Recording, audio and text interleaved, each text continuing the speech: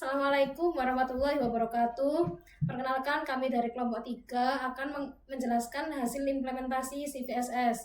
Saya Marsandai Dianita dan ini Nepta Ardana Putra, Dwi Insan Pinayungan, Muhammad Husni Tamrin, dan Majid Al-Aziz Fabiano.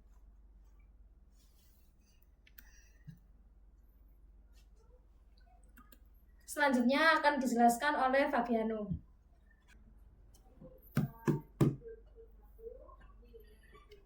Bab 1 yaitu pendahuluan. Di sini ada latar belakangnya.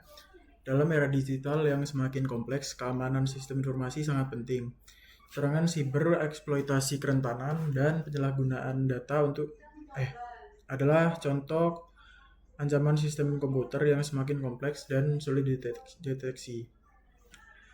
Untuk mengatasi masalah ini, perusahaan memerlukan sistem penilaian risiko yang terukur yang dapat digunakan sebagai acuan dalam pengambilan keputusan keamanan. Common Vulnerability Scoring System atau CVSS adalah kerangka kerja terbuka yang digunakan untuk mengevaluasi tingkat kerentanan dalam sistem informasi. Yaitu CVSS ini adalah satu metode yang paling umum digunakan. Di sini ada yang pertama adalah rumusan masalah, yaitu nomor satunya apa yang dimaksud dengan CVSS dan bagaimana sistem ini bekerja dalam konteks keamanan siber. Lalu yang kedua, bagaimana perkembangan versi CVSS dan dampaknya terhadap akurasi penilaian kerentanan. Lalu yang ketiga, apa peran tim defender dalam mengimplementasikan CVSS dalam strategi mitigasi. Setelah itu yang keempat, bagaimana efektivitas strategi pertahanan berdasarkan skor CVSS dalam sebuah simulasi serangan. Lalu yang kedua adalah tujuan. Tujuan yang pertama adalah menjelaskan pengertian dan prinsip kerja CVSS dalam konteks keamanan sistem. Lalu yang kedua, menguraikan sejarah dan evolusi versi CVSS mulai dari versi 1.0, 2.0, versi 3.0, 3.1 sampai yang terakhir ada 4.0. Lalu yang ketiga, menganalisis peran defender dalam menilai dan merespon kerentanan berdasarkan skor CVSS. Lalu yang keempat adalah menyajikan hasil simulasi pertahanan berdasarkan penilaian CVSS terhadap sistem target. Yang ketiga ada ruang lingkup.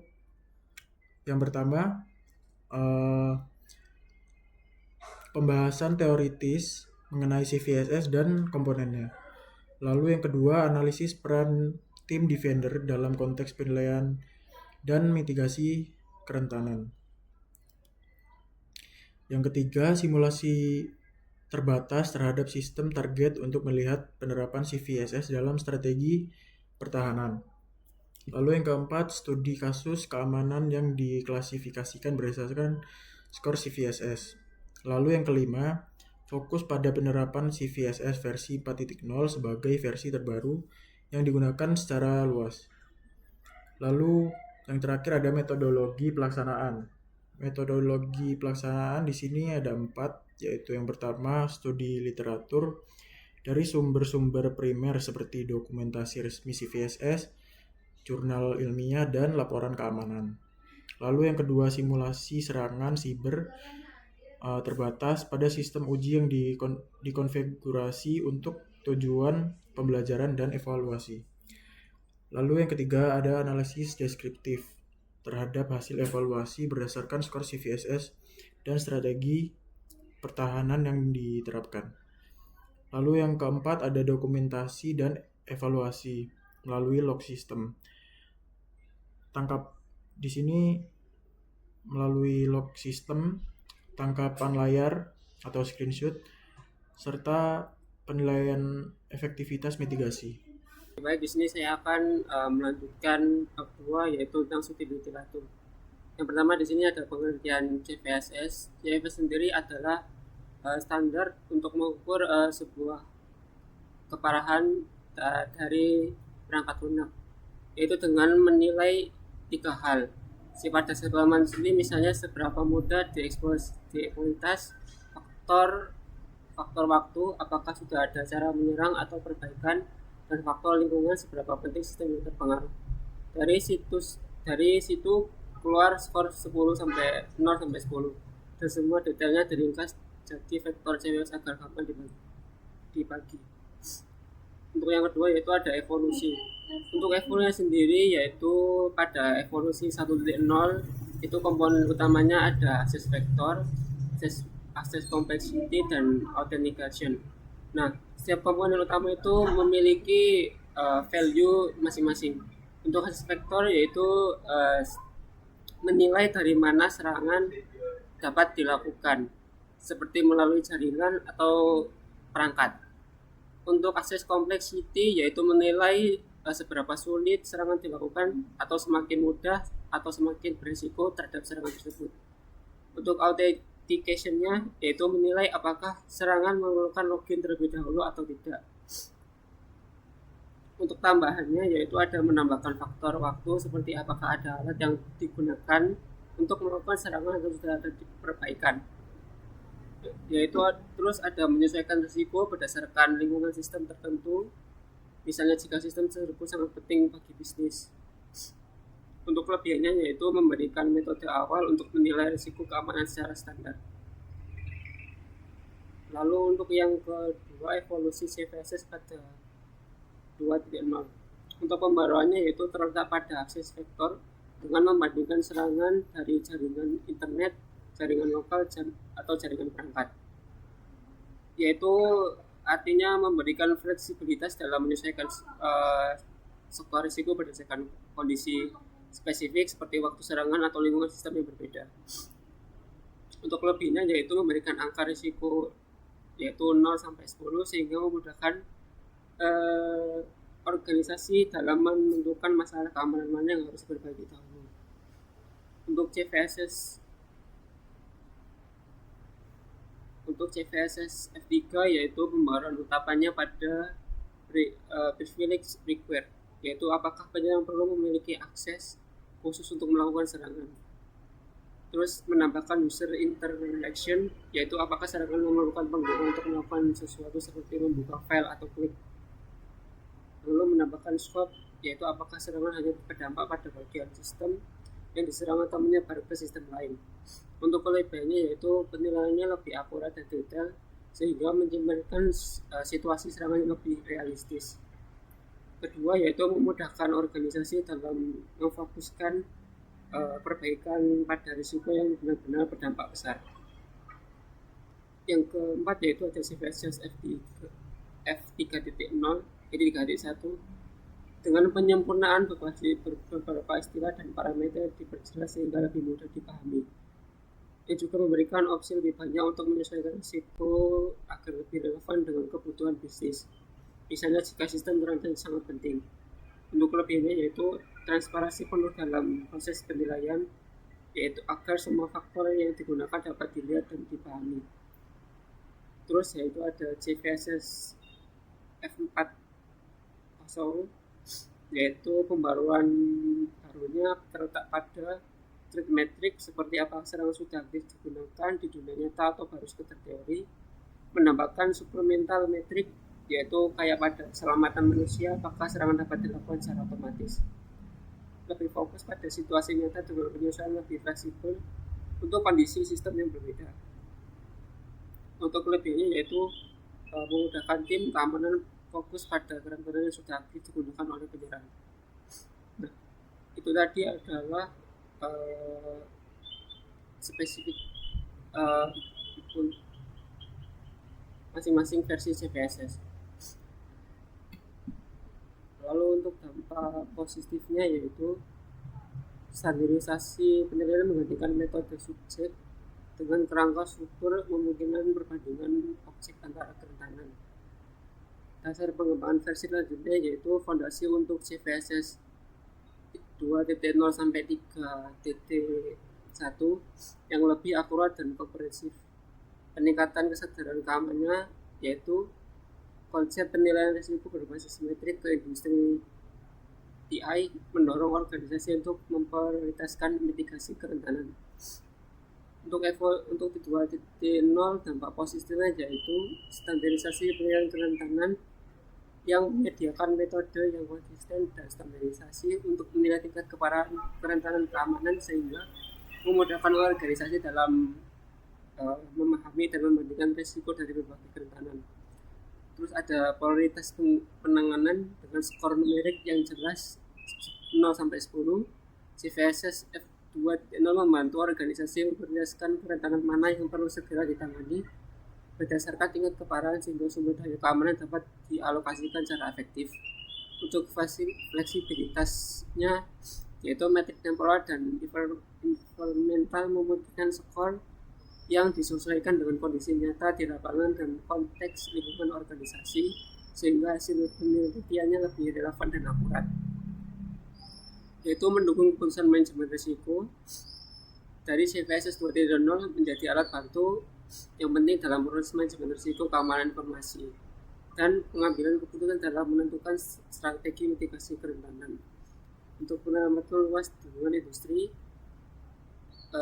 oleh versi yang lebih baru, CVSS 2.0 telah diadopsi secara luas oleh berbagai organisasi, lembaga pemerintah dan vendor keamanan sebagai standar indikator dalam penilaian kerentanan. Untuk CVSS 3.0 dampak positifnya yaitu pada lingkungan serangan balik yang mampu menilai dampak serangan yang lebih luas di luar bagian yang langsung diserang. Potensi kerusakan menyebar ke sistem lain yang seharusnya aman. Terus ada metrik serangan lebih detail yaitu gambaran spesifik tentang bagaimana penyerangan bisa masuk, misalnya melalui jaringan atau membutuhkan akses fisik. Lalu ada dampak kerugian lebih yaitu menilai kerugian data, kerahasiaan, perubahan data, atau hilangnya akses dengan skala rendah, tinggi, atau tidak ada yang untuk lebih mudah dipahami. Untuk proses perbaikan lebih baik yaitu skor standarisasi memastikan konsisten penilaian kerentanan di berbagai organisasi menggunakan aturan yang sama untuk semua, yaitu transparansi penuh, menampilkan semua faktor untuk digunakan menghitung skor sehingga skor tinggi atau rendah dapat dipahami dan dibenarkan. Untuk faktor pada lingkungan yaitu memungkinkan penyusunan skor berdasarkan seberapa penting sistem yang rentan di berbagai organisasi, memastikan prioritas yang relevan dengan risiko bisnis spesifik. Untuk dampak positif CVSS 3.1 yaitu menjelaskan penilaian kerentanan, framework terbuka, prioritas penanganan kerentanan, mengakomodasi berbagai faktor kerentanan, lalu penggunaan luas dan dukungan dari NFT. Lalu ada evolusi, lalu ada 4.0 dampak positif yaitu lebih kontekstual dan realitas. Peningkatan dukungan terhadap sistem kritis, fleksibilitas penyusunan konteks, dan pengayaan informasi teknis untuk mendukung mitigasi voltage tinggi.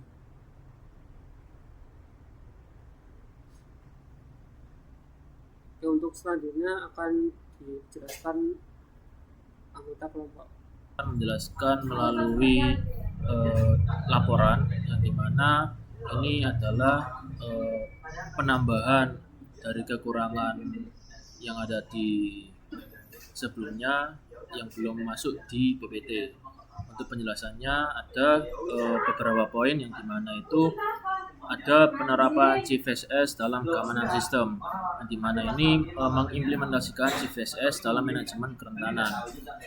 CVSS sendiri itu diimplementasikan dalam berbagai aspek keamanan sistem sebagai standar penilaian yang bisa membantu organisasi dalam mengelola risiko keamanan secara sistematis.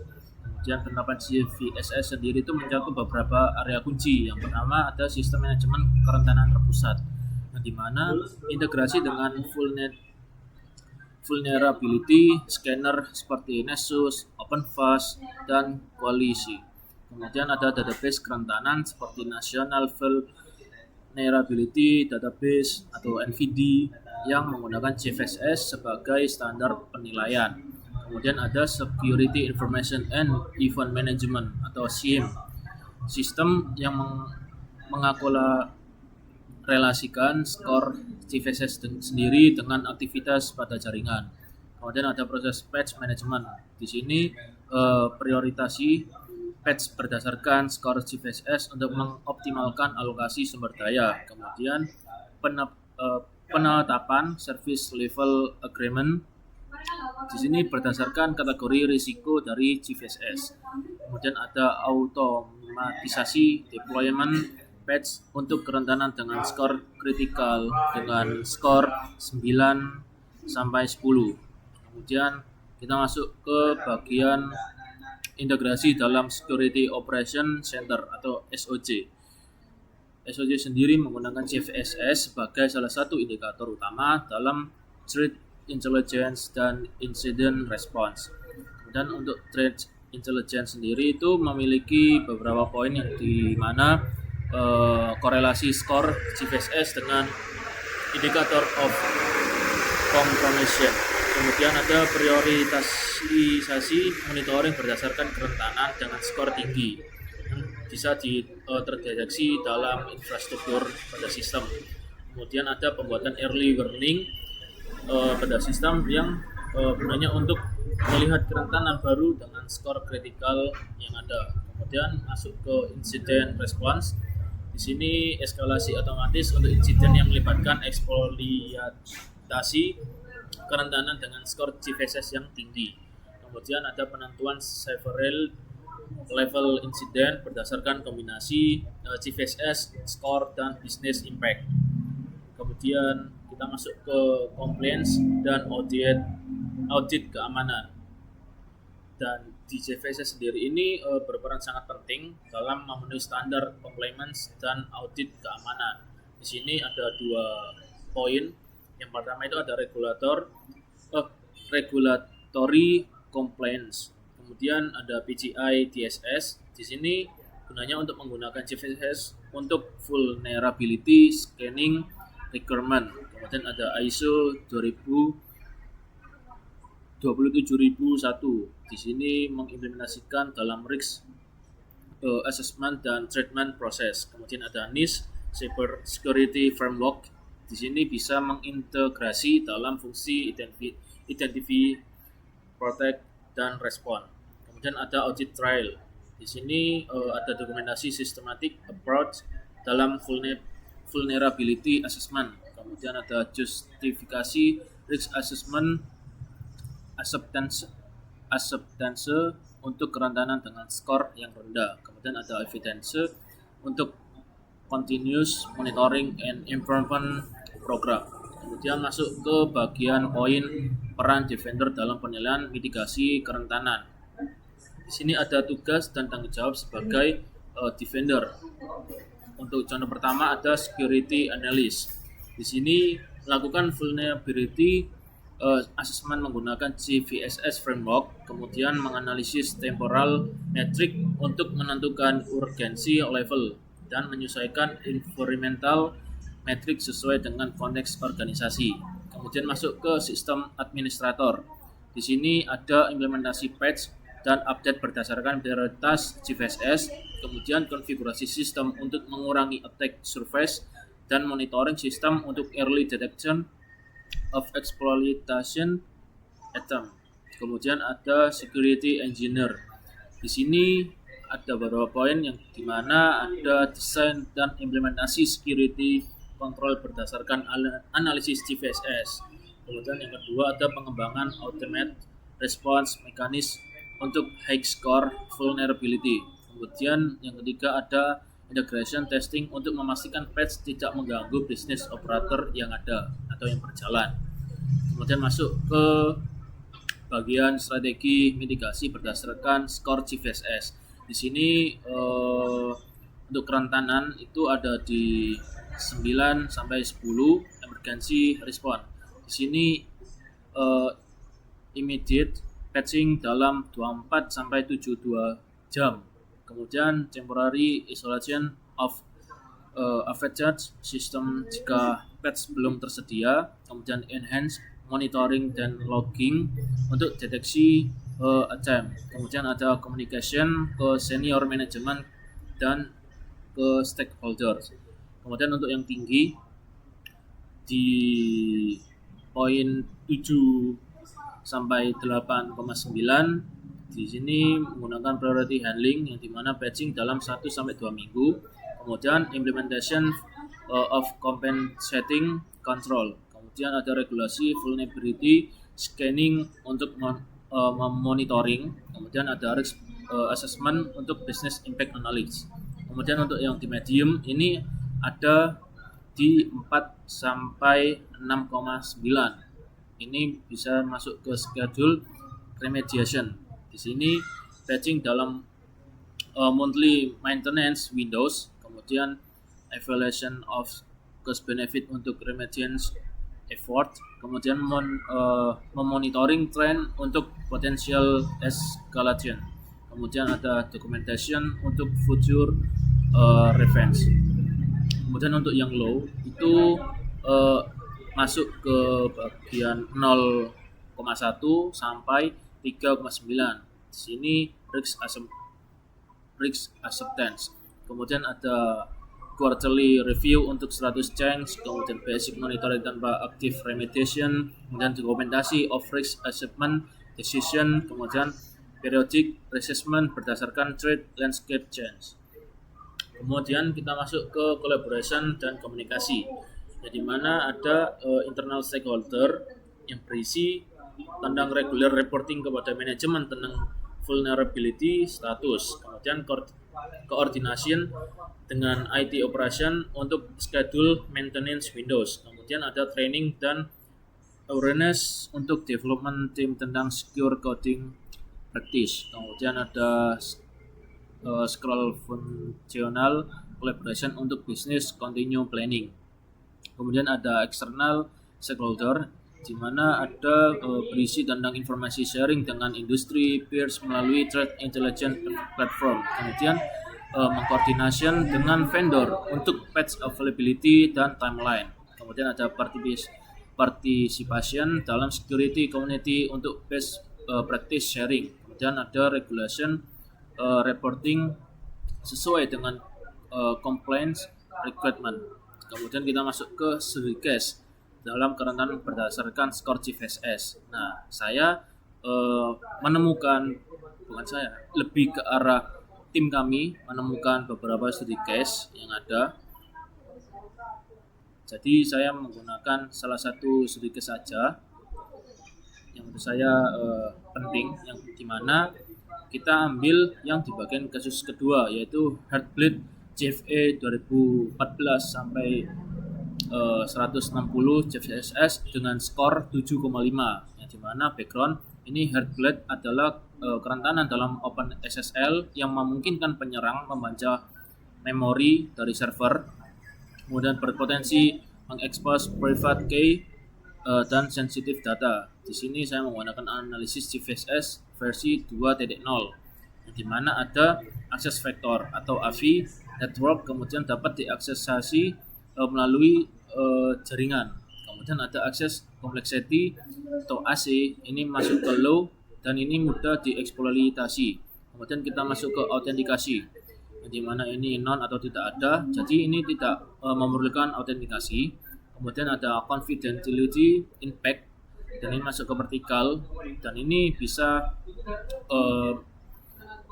mendapatkan dampak parsial pada kerahasiaan. Kemudian ada integrity impact, ini masuk ke non juga, ini tidak ada dampak pada integrasi. Kemudian ada availability impact, yang dimana ini tidak ada karena tidak ada dampak pada ketersediaan. Kemudian untuk strategi responnya itu seperti apa, ini ada beberapa poin, yang dimana salah satunya ada immediate action. Kemudian kita bisa menggunakan upgrade OpenSSL dan regenerasi sertifikat. Kemudian detection, di sini bisa melihat log analisis untuk mencari eksploitasi item yang ada. Kemudian kita mengkomunikasikan, di sini bisa public disclosure untuk koordinasikan dengan sertifikat autentikasi itu tadi. Kemudian ada yang terakhir ada prevention, enhanced code review processing, dan security testing. Nah, itu tadi penjelasan tentang bab 2, yaitu tentang studi literatur. Ya, Assalamualaikum warahmatullahi wabarakatuh. Di sini saya akan menjelaskan tentang bab 3 yaitu simulasi serangan dan pertahanan. Nah, di sini kelompok saya itu adalah tentang pertahanan. Nah, pertahanan tentang CVSS. Oke, pendahuluannya dengan semakin majunya teknologi web, format SQL Standard Markup Language menjadi salah satu standar umum dalam pertukaran data antar sistem karena fleksibilitasnya serta kemampuan untuk dibaca baik oleh manusia maupun mesin. Namun jika XML tidak dikonfirmasi dengan benar, nah pendahuluan latar belakang ini mencakup saya yaitu tentang CVSS. Nah, saya itu kerjasama dengan kelompok 2 tentang XSE. Jadinya untuk bagian ini sebagian besar saya juga merangkum tentang isi dari XSE. Nah, tujuannya menganalisis proses serangan SSE yang dilakukan oleh attacker karena kelompok 2 itu membahas SSE yaitu menyerang atau attacker lah. Yang kedua, mengimplementasikan sistem pertahanan terhadap SSE. Jadinya saya itu mencegah atau ada sistem pertahanan terhadap sistem penyerangan yaitu SSE. Yang ketiga, melakukan observasi hasil mitigasi. Yang keempat, ada menilai tingkat resiko menggunakan sistem Common Vulnerability Scoring System CVSS versi 3.1.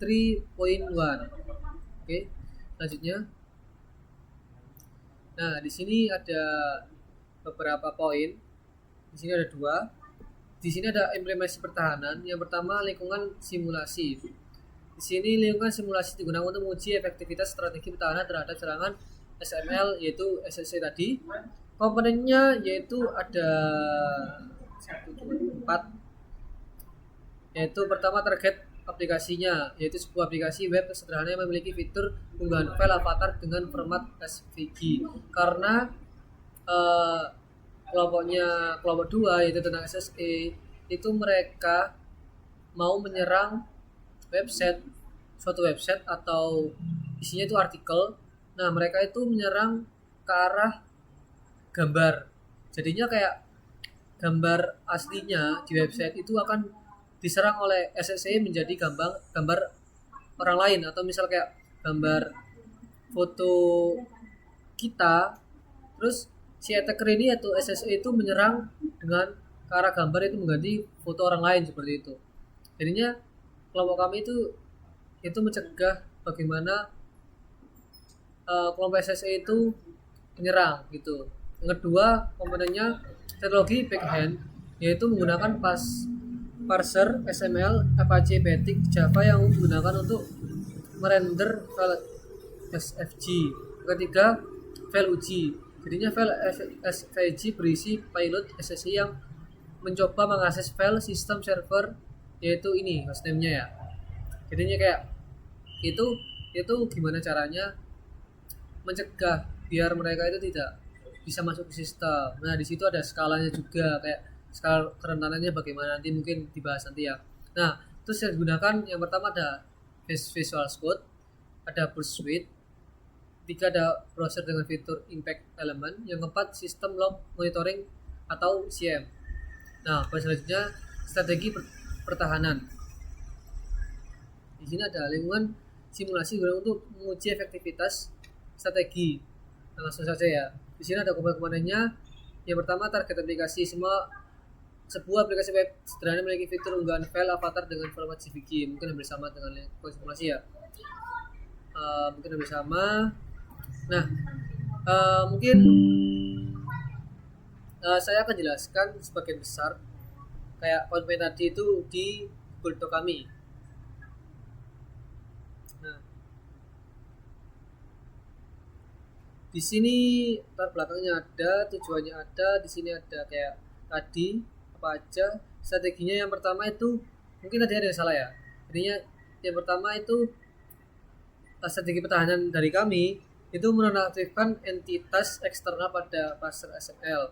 Di sini ada promnya import div XML element 3 as it try 3. Ini kayak gimana caranya memberikan kayak gambar yang sudah diubah menjadi gambar aslinya, karena sistem kami ada pertahanan kayak CVSS gitu loh, dan saya ingin mempertahankan di mana sistem itu kembali semula dan tidak bisa diserang oleh pihak attacker yaitu SSE gitu. Yang kedua ada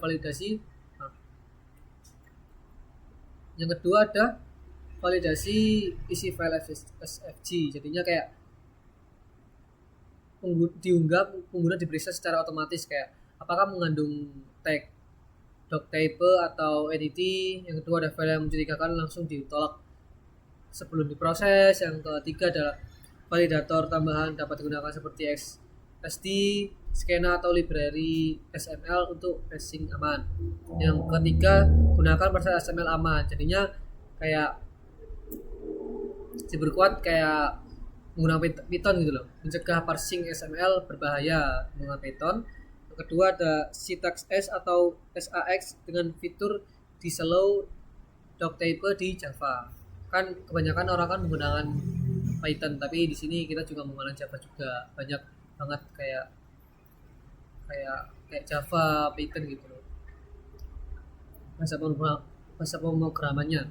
Yang ketiga yang terakhir ada XML dengan menggunakan konfigurasi khusus, jadinya kita tuh menggunakan konfigurasi khusus karena biar tidak bisa dibobol secara gampang lah gitu. Yang keempat yang D, pengamanan server. Jadinya kita itu ada beberapa tahap kayak menambahkan HTTP security header yang membantu browser menolak konten berbahaya. Kayak pertama itu kayak kita menggunakan security police atau CSP, yaitu mengontrol sumber daya mana yang boleh dimuat browser. CSP dapat membatasi file dari domain tertentu saja. Yang kedua ada content type option atau no-sniff, yaitu menginstruksikan browser untuk tidak menjebak jenis MIME file. Ini mencegah browser mengeksekusi file SFG yang mengandung script bahaya. Jadinya kayak kita tuh menambahkan dua security header.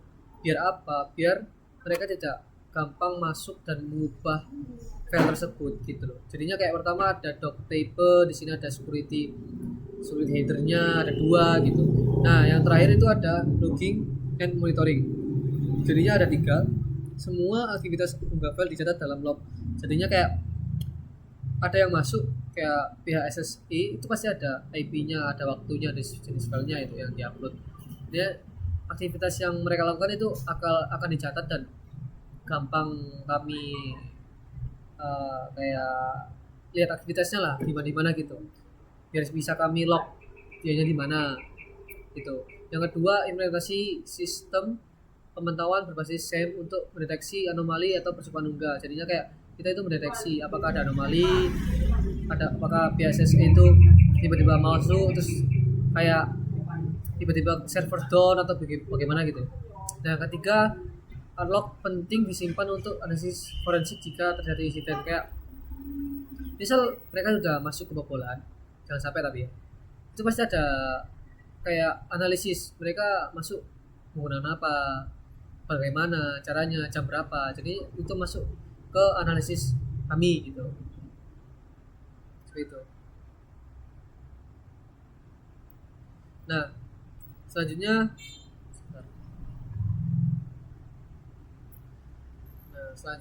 itu ada 3 ini ya.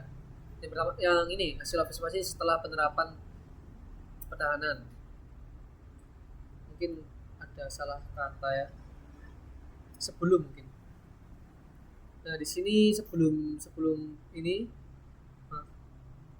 kondisi sebelum terapkan perlindungan, yaitu sebelum adanya pengamanan sistem berada dalam kondisi rentan gitu. Kayak sebelum kita menggunakan kayak tadi security header, kayak file-file tertentu biar masuk atau gimana, kayak log kayak konfigurasi log itu masih rentan. Kayak file-file yang masuk itu kayak masih ada file tertentu gitu, kayak misal kayak file eksternal gitu. Nah di sini kan ada keterangan kayak File SVG berisi entitas eksternal berbahaya yang diunggah oleh penyerang itu dan diproses oleh parser XML tanpa hambatan gitu. Jadinya belum kita pertahankan. Nah, di sini setelah implementasi pertahanan, setelah pengamanan implementasi meliputi menggunakan parser XML yang aman, validasi file SVG serta pengaturan header keamanan pengujian ulang dilakukan menggunakan pilot yang sama. Nah, kita lihat aja ya. Di Doc di sini ada beberapa. Nah, ini kan sebelum ya temuannya. Mungkin saya tambahkan lagi karena mungkin kurang lengkap ya. Pilot SSE dapat dijalankan dan menghasilkan output berupa data diri sistem target. Yang kedua, parser XML secara otomatis memproses entitas yang dikirim tanpa validasi atau pencegahan. Informasi rahasia dari server expose menunjukkan celah besar dalam hasil kerahasiaan. Dan terakhir, sistem tidak mengalami crash. Tetapi celah ini bisa dieksplorasi lebih lanjut oleh pihak tertentu. Nah, maksudnya ini kayak sebelum kami implementasikan pertahanan, sebelum diterapkan pertahanan, pihak attacker yang tidak bertanggung jawab itu gampang. Yang pertama itu kayak berupa data. Mungkin data-data kami, data-data sistem yang akan di hack itu tuh gampang. Kayak melihat data-datanya gitu, gampang gitu kayak attack. Yang kedua itu kayak memproses itu yang dikirim tanpa validasi data. Kalau misal kayak pihak attacker itu masuk, mereka itu tidak ada tanpa ada sistem validasi gitu, kayak masuk aja gitu, gampang gitu. Yang ketiga ada informasi rahasia, jadinya informasi di website itu gampang didetek, jadinya pihak attacker itu gampang mencatat hal-hal yang gampang mudah untuk diakses gitu. Nah, yang terakhir itu ada sistem tidak mengalami crash. Mungkin tidak, sistem sebelum pertahanan itu tidak crash, tapi kayak tiba-tiba ada celah gitu loh, kayak ke arah loginnya gitu, tapi tidak crash gitu. Ini gampang. Nah, kalau sudah melakukan pertahanan mungkin ada 4 mungkin ya, karena emang ini kerentanannya tidak terlalu tinggi, mungkin tinggi tapi mungkin simple ya. Ini ada 4 juga. Kayak parser XML menolak untuk memproses entitas eksternal sehingga payload gagal dijalankan. Jadinya kayak kita udah meliputi banyak hal yang akan kita pertahankan, jadinya XML itu tiba-tiba menolak gitu, dan payload yang mereka masuk itu gagal sendiri otomatis. Yang kedua, tidak ada informasi penting yang bocor, jadi kayak informasi tetap dijaga gitu. Jadi website itu ada tersendiri privasinya gitu, jadinya pihak hacker itu tidak bisa membobol semakin dalam gitu privasi dalam website itu. Yang ketiga adalah fungsi unggah file masih berjalan sebagaimana mestinya tanpa adanya gangguan teknis. Maksudnya di sini kayak semisal kita ngunggah file atau gimana, di situ kayak pihak sana itu tidak bisa mengunggah file secara otomatis karena hanya admin yang bisa mengubah tersebut dan tidak ada gangguan. Yang terakhir, aktivitas penyelidikan berhasil dicatat. Nah, di sini pasti ada logging ya, monitoring ya, karena pasti semua admin yang mempunyai website itu pasti ada catatan akses untuk melihat aktivitas yang mereka lihat orang yang lain masuk gitu. Nah, selanjutnya di sini kita lihat lagi. Nah, di sini ada parameternya. Nah, ini penilaian risiko. Ini yang paling penting untuk poin dari kelompok kami, karena kami poin dari CVSS. Mungkin kita masuk parameter penilaian CVSS. Kita baca dulu ya. Ada 4 jalur serang attacker vector, AV jaringan network, and bab 3 ya. Tadi sudah kayak simulasinya. Di sini langsung saja ke intinya. Poin intinya yaitu ke arah penilaian risiko dengan CVSS. Nah, CVSS adalah tema dari kelompok kami.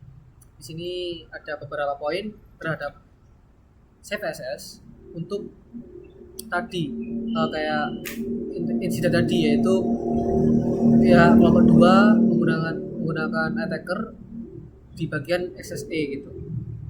Jadi ada 3 poin, ada parameter penilaian CVSS, vektor dan skor CVSS, hasil evaluasi efektivitas pertahanan.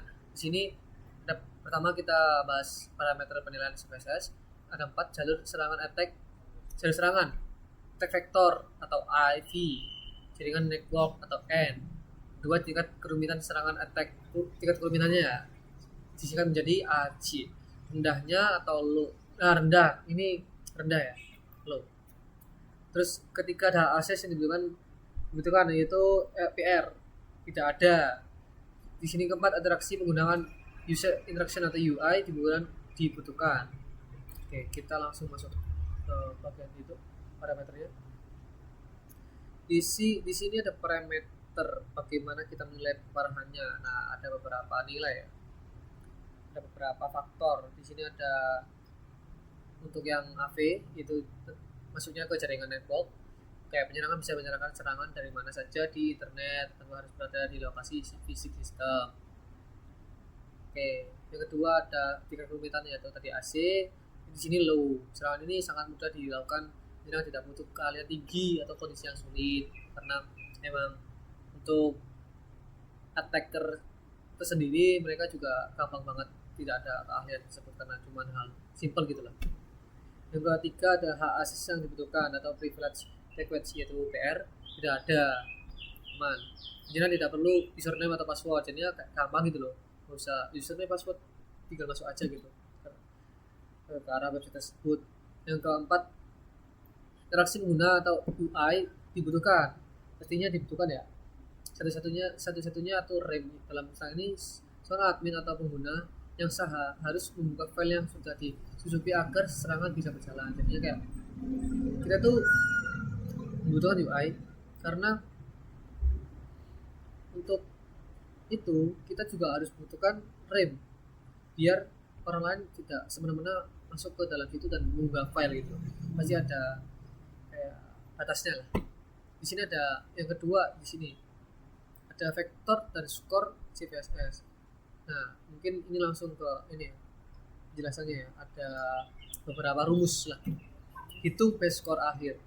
Rumusnya karena scope on charge base score Europe U roundup minimum atau ISC plus IS 10. Di sini ada minimum. Nah, minimum diibaratkan X dan Y. Berarti ambil terkecil antara X dan Y. Kita tuh mengambil nilai terkecil antara X dan Y, ya kan? Untuk memastikan skor tidak melebihi 10. Jadi ini jangan sampai 10 ya. Ini karena rumusnya ISC plus IS. Oke. Yang kedua, roundup X berarti bulatkan X ke atas ke satu tempat desimal. Oke. Perhitungannya roundup atau minimum yaitu 3,60 plus 2,83 10. Base score roundup minimum 6,43.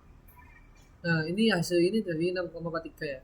Oke. Jadi base score-nya roundupnya jadi 6,43. Mengikuti aturan roundup.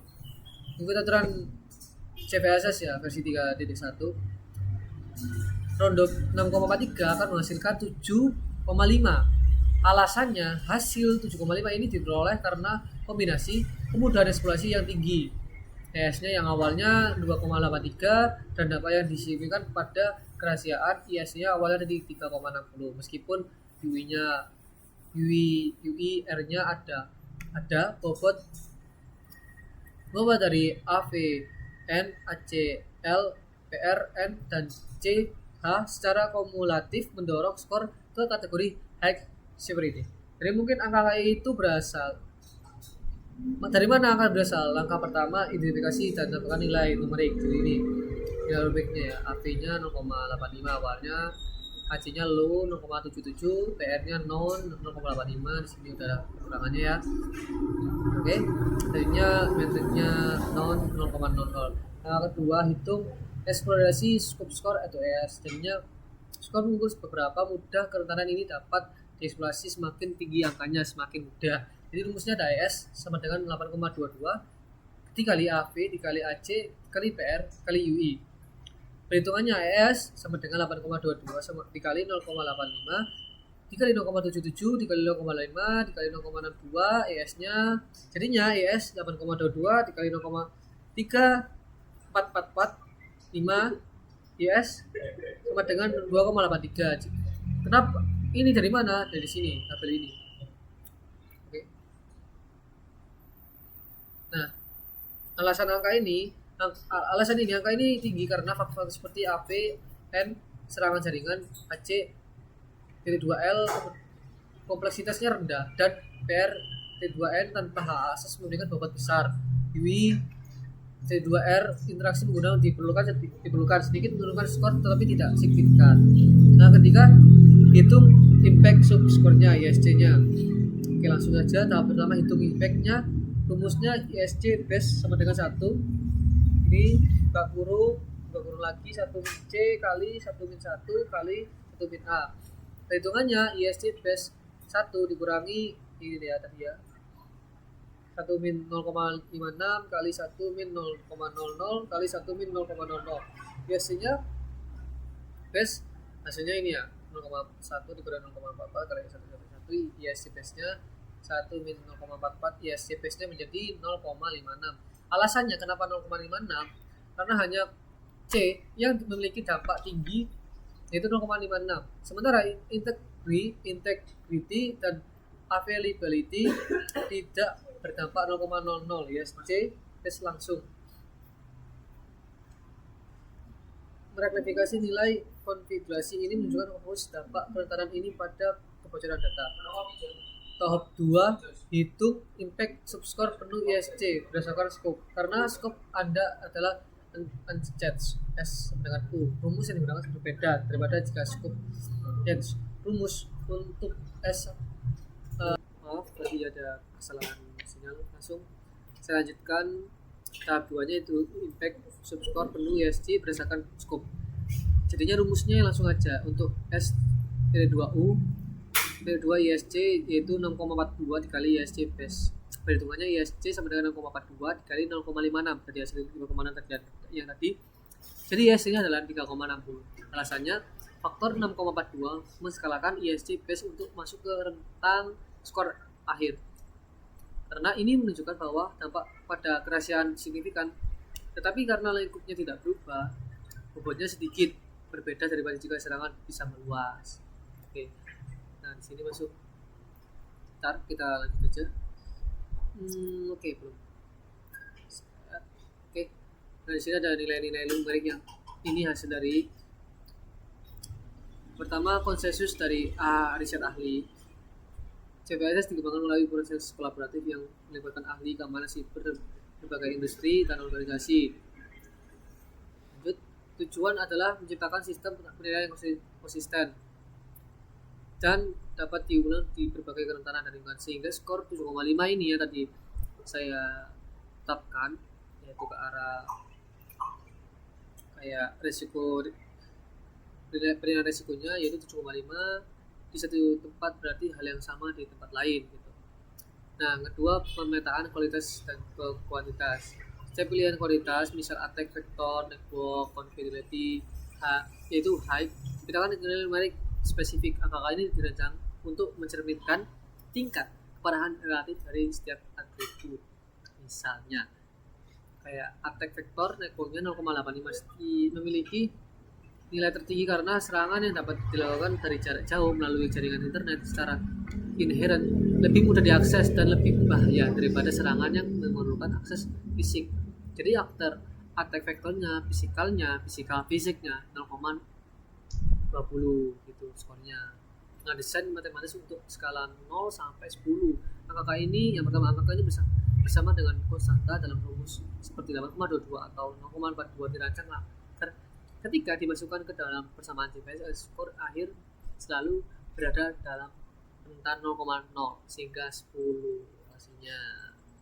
Kedua, konstanta tersebut berfungsi sebagai faktor perskalaan untuk memastikan bahwa kombinasi metrik menghasilkan skor yang wajar. Oke, jadinya tadi kita rangkup jadi non, low, medium, high, critical. Jadi kita ambil high, skornya dari 7,5.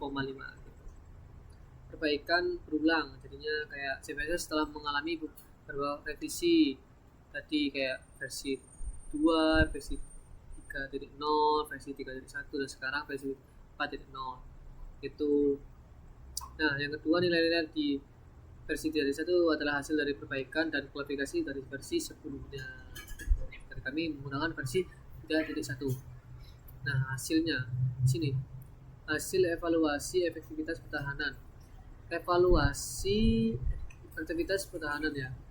Di sini evaluasinya langsung ini ya, kayak oke, langsung aja indikatornya. Oke. Pertama, keberhasilan pemblokiran payloadnya hasilnya ya. Keberhasilan pemblokiran. Kedua, kesediaan dan fungsionalitas fitur unggahan file. Yang ketiga, tidak adanya kebocoran data internal. Yang keempat, pencatatan aktivitas pendidikan melalui sistem monitoring. Yang keempat, penurunan skor risiko berdasarkan parameter CVSS. Ada pertemuan evaluasi, ada berapa ini? 4. Gagal payload gagal dieksekusi. Yang kedua, tidak terjadi kebocoran informasi. Yang keempat, fitur tetap berfungsi dengan normal. Yang keempat, pencatatan aktivitas. Kelima, penurunan risiko tadi. Pengambilan ini. Nah, ini tampilan bagaimana pihak sana itu masuk dengan Chrome ini ya. Oke, ini ada tampilannya. Jadinya admin itu mencatat aktivitas log, jadinya mereka juga melihat Chrome yang attack itu menyerang bagaimana. Ini Chrome-nya. Oke. Dan ini gambar yang mereka ubah.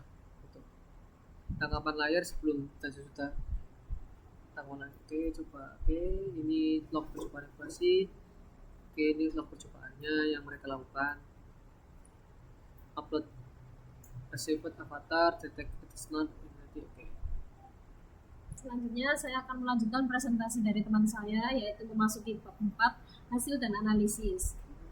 4.1 Analisis skor CVSS terhadap kerentanan sistem. Berdasarkan hasil simulasi serangan XXE, sistem diketahui memiliki celah keamanan kritis sebelum dilakukan mitigasi. Penilaian risiko menggunakan CVSS V3.1 menghasilkan skor 7,5 yang termasuk kategori high severity. Skor ini diperoleh dari kombinasi parameter sebagai berikut.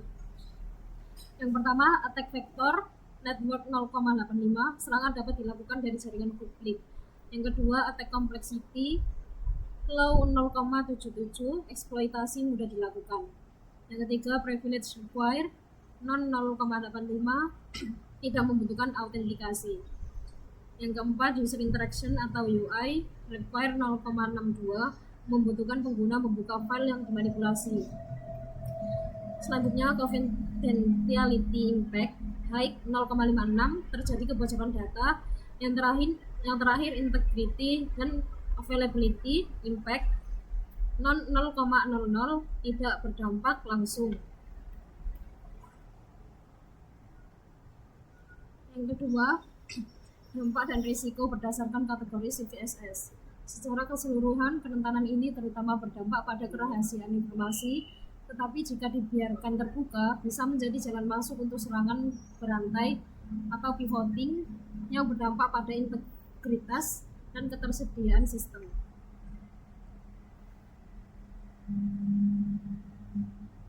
Kemudian 4.3 perbandingan sebelum dan sesudah implementasi strategi pertahanan. Pada aspek evaluasi, parser XML sebelum perlindungan memproses entitas eksternal tanpa batasan. Sesudah perlindungan menolak entitas eksternal atau secure XML parser. Yang kedua, payload XXE sebelum berhasil dieksekusi dan membaca. Kemudian yang sesudah perlindungan, payload ditolak sepenuhnya. Yang ketiga, validasi file SVG sebelum perlindungan tidak dilakukan dan sesudah perlindungan memeriksa keberadaan tag. Selanjutnya, kerahasiaan sistem sebelum perlindungan terekspos, sesudah perlindungan terjaga.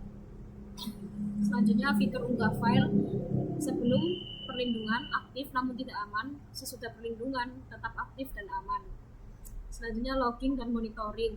Sebelum perlindungan tidak tersedia dan setelah perlindungan aktivitas dicatat dan dipantau melalui sistem.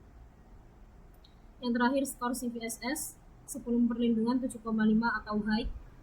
Setelah perlindungan turun signifikan, potensi menjadi 3,1 atau lebih rendah. Selanjutnya, rekomendasi mitigasi berdasarkan hasil simulasi. Berdasarkan hasil simulasi dan analisis, rekomendasi berikut disarankan untuk diterapkan dalam lingkungan nyata. Yang pertama, selalu nonaktifkan entitas eksternal pada parser XML. Konfigurasi parser XML untuk menolak pemrosesan doctag dan entity. Yang kedua, gunakan parser aman seperti diffuse XML, LXML dengan konfigurasi ketat atau Stux atau Sax di Java. Kemudian yang ketiga, validasi file upload secara ketat, gunakan filter konten untuk mendeteksi tag atau atribut mencurigakan sebelum parsing. Yang kelima, terapkan security header. Gunakan header seperti content security, policy, dan X-content tag options, no sniff. Yang keenam, implementasikan logging dan SIEM. Catat semua aktivitas unggah dan pantau untuk mendeteksi anomali. Yang terakhir, lakukan pengujian keamanan berkala, audit sistem secara rutin untuk mendeteksi konfigurasi parser yang tidak aman.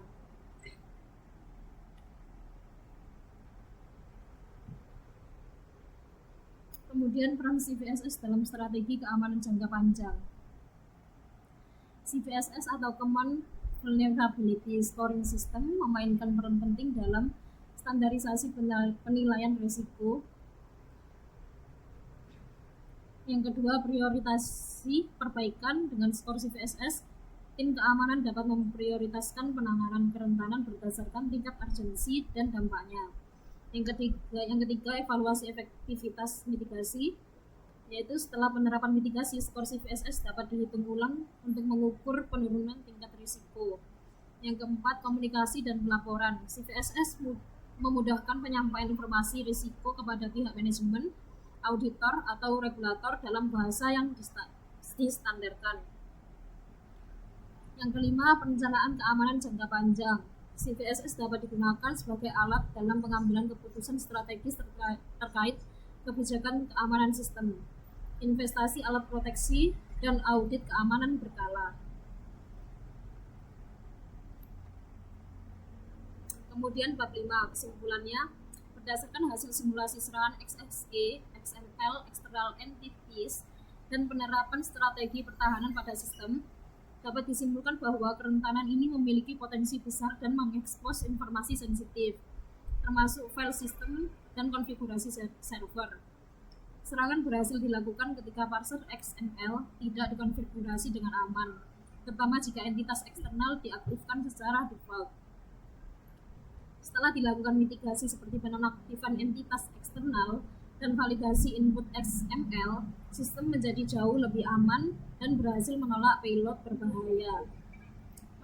Penilaian menggunakan CVSS memberikan gambaran objektif tentang tingkat keparahan kerentanan, membantu tim keamanan menentukan prioritas penanganan. Secara keseluruhan, simulasi menunjukkan bahwa tindakan pertahanan preventif mampu mengurangi risiko secara signifikan dan memperkuat positif keamanan sistem. Yang kedua, saran untuk peningkatan pertahanan sistem. Untuk memperkuat pertahanan terhadap serangan serupa di masa mendatang, beberapa saran yang dapat diterapkan antara lain: selalu nonaktifkan entitas eksternal pada parser XML secara default. Yang kedua, gunakan parser XML yang aman, seperti diffuse XML dalam Python atau pengaturan secure parser di Java dan PHP. Yang ketiga, lakukan validasi input secara ketat terhadap semua file XML yang diterima dari pengguna eksternal. Selanjutnya, terapkan kontrol akses dan segmentasi jaringan agar jika terjadi eksploitasi, dampaknya tidak meluas. Lakukan audit dan uji penetrasi secara berkala terhadap seluruh endpoint API dan aplikasi yang menggunakan XML. Yang terakhir, tingkatkan kesadaran dan pelatihan tim developer terhadap keamanan input dan pemrosesan XML. Yang terakhir, keterbatasan simulasi dan studi. Beberapa keterbatasan yang dapat terdapat dalam simulasi dan studi ini antara lain: yang pertama, simulasi dilakukan dalam lingkungan yang terbatas dan tidak sepenuhnya mempresentasikan sistem produksi nyata. Yang kedua, pengujian hanya mencakup serangan XXE, sementara masih banyak jenis serangan lainnya yang belum diuji. Yang ketiga, studi ini berfokus pada satu jenis parsel XML tertentu dan belum menguji perbedaan dampak pada berbagai bahasa pemrograman atau framework yang lainnya. Yang terakhir, analisis dampak hanya didasarkan pada pendekatan CVSS tanpa menyertakan pengujian beban sistem atau skenario serangan beruntun atau chain attacks. Sekian presentasi dari kelompok 3. Apabila ada salah kata, mohon maaf. Terima kasih. Wassalamualaikum warahmatullahi wabarakatuh.